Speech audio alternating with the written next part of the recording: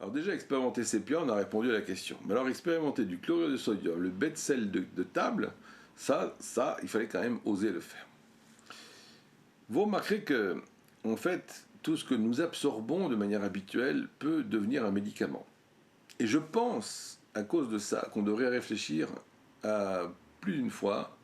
sur le fait que les substances ou les bestioles au sens large du terme avec lesquelles nous sommes en contact et qui peuvent influencer dans le fonctionnement de notre biologie peuvent devenir des médicaments.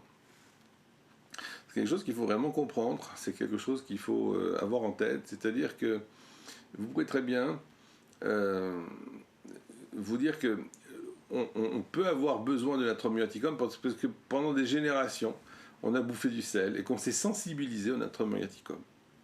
Quand vous voulez faire un proving d'un médicament qui spécialement n'est pas connu pour provoquer des symptômes comme le sel, le bête sel, vous allez vous rendre compte qu'on le met dans la bouffe, qu'on le met dans les salaisons, bien sûr, qu'on le met pour ses propriétés de conservation.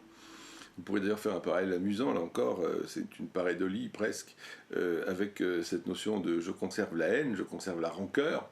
je conserve le grudge contre telle personne, et les propriétés donc de conservation des bestioles et des corps qui sont évidemment connus depuis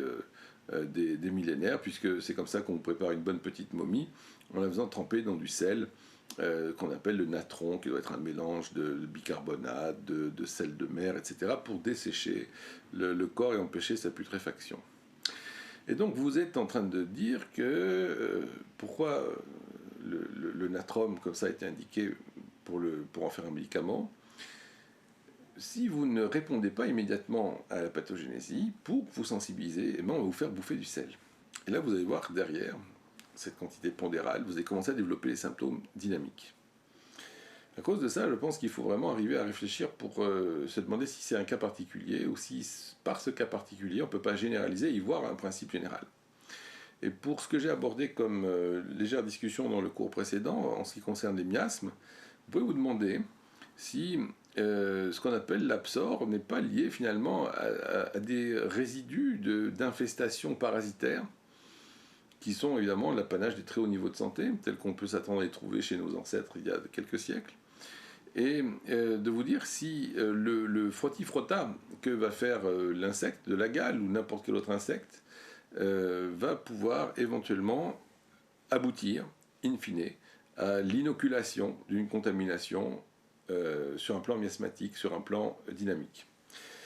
L'hypothèse, je pense, n'est pas si folle que ça et mérite, à mon avis, d'être creusée parce que vous avez les organites intracellulaires comme les mitochondries qui sont des agents incorporés visiblement à un degré de l'histoire des cellules. On a incorporé dans les cellules la mitochondrie qui est aussi un organisme indépendant qui produit l'énergie de la cellule, et vous vous rendez compte qu'on est dans quelque chose de tout à fait étonnant, puisque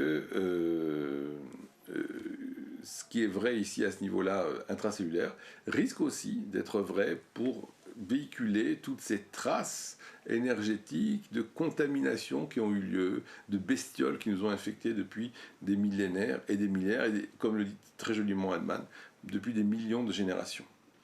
Donc ici, point de preuve, mais simplement une piste de réflexion, et je vous demande de bien y penser. Ça vous permettra de mieux comprendre pourquoi le natrum muriaticum, en fait, est un énorme remède, pour la bonne raison qu'on y est sensibilisé depuis des générations et des générations. Ça vous donnera aussi une idée de la sagacité de Hahnemann, et ça vous donnera aussi une idée du fait qu'il n'y a absolument rien qui est anodin qui nous entoure, et vous comprenez mieux pourquoi par extension finalement les médecins britanniques ont expérimenté Sol Britannicus, qui est le soleil de Londres qui irradie des granules. Ben, pourquoi pas non plus au point où on en est.